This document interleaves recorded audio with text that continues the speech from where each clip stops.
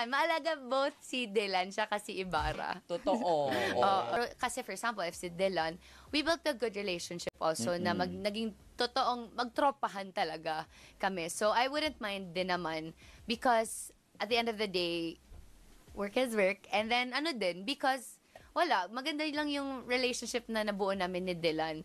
We set aside some things na parang napag-usapan talaga namin ng madiin whatever has happened. Tapos yun na, moving forward phase na kami. So, Totoo.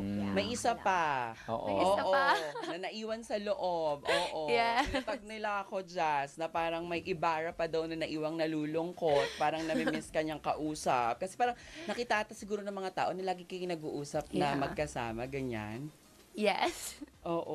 Yeah, especially nung teens versus adult. I think that was the time na doon talaga kami nagka-close ni JM because wala din naman kaming na choice kasi kami na lang 5 nun. So we really got to know each other on a much deeper level than the past weeks that we've been together. So, yun. Grabe no, nakakatuwa. Yan talaga yung magic ng PBB, Papa A. Diba? I mean, ikaw fan ka. Si Mommy fan din siya. Yeah. So, lahat nung ako fan din ako talaga from the first season. So, pag nanonood tayo, diba, syempre bilang mga tao, parang nakaka-relate tayo at kinikilig tayo pag nakita natin na magkalapit, sweet. Pero bongga kasi at least na-explain ng mga housemates. Correct. Na, syempre what happens inside, iba din talaga sa kung ano yung napapanood ng tao. Kaya nga, diba, nagugulat kayo na, may mga nalilink-link na pala. Correct. Oo. I'm sure yung mga nanonood ngayon kinikilig at marami rin silang gustong tanungin sa'yo. Pero syempre, magpo-pause muna tayo sa commercial break. Pero gusto kong tanungin kay Josh. Syempre, si Dylan nagsabi ng good things about you, kilig things about you. Ikaw naman, anong masasabi mo kay Dylan? Diba? Nako, sasagutin siguro yan sa pagbabalik ng Showbiz Sideline. So, lahat naman, maalaga both si Dylan siya kasi Ibarra.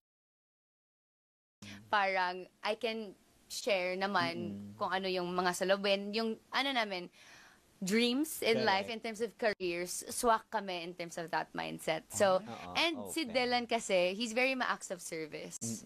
So, very maalaga, Very makinig. Very makinig. Pwedeng shoulder to cry on. Yes, pwede ganun si Dylan. So, he's a really great guy.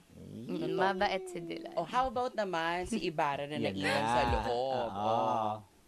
So, si Ibarra naman.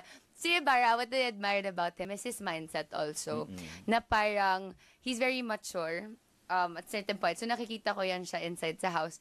Na-realize ko nung teens versus adults, dun ko na nakita na, ma-acts of service din to si JM. Ay, si Ibarra. No, ma-acts of service siya, maalaga din. Certain point. So, lahat naman, maalaga both si Dylan siya kasi Ibarra. Totoo. Oo, sobra. Ayan, sana po masaya po ang inyong mga puso ngayon. Nakangiti kayong lahat. Talagang sinagot ni Jazz ang ating mga katanungan for tonight.